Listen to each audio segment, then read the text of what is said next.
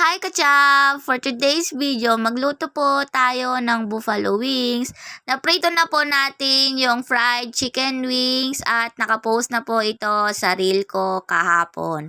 Ayan, nagpainit lang po tayo ng kawali at nilagay na po natin ang buong butter. Pagkatapos, ginisa na rin po natin ang bawang. Naglagay po tayo ng paminta at asin. Sinunod na po nating ilagay ang ating ketchup.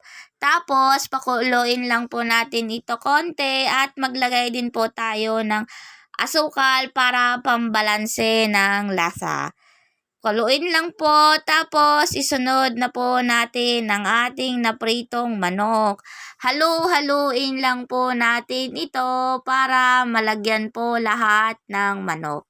Ayan, luto na po ang ating buffalo wings. First time ko din po itong lutuin at alam kong may kulang kasi hindi tayo nakapaglagay ng sesame seeds.